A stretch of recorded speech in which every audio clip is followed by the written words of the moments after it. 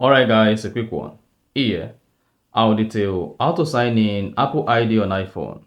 So if at the end of this you found this offer informative, please don't forget to like and then subscribe. Now the first thing you want to do to sign in Apple ID on your iPhone is go ahead and open the iPhone settings.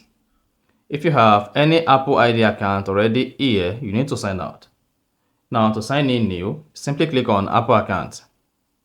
Then spot that says shows the method to sign in yourself or a child in your family on this device. So you can either use another Apple device or sign in manually. Click on sign in manually.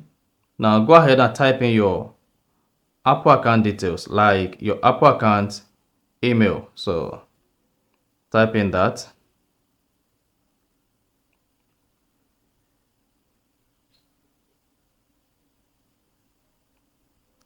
Then click on the continue button. You'll be prompted to type in your password. Go ahead and type in your password.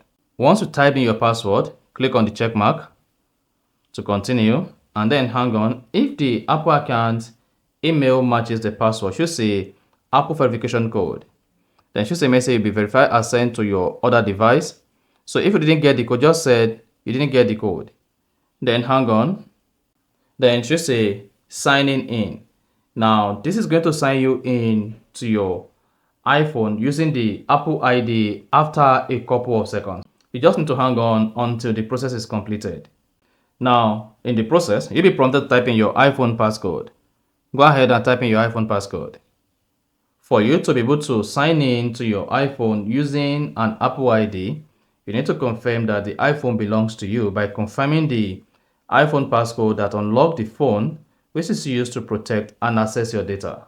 And once the process is completed, it should say sign into your Apple account on your iPhone. And then you are good. So that is exactly how to sign in Apple ID on iPhone. So if you found this offer informative, please don't forget to like and then subscribe.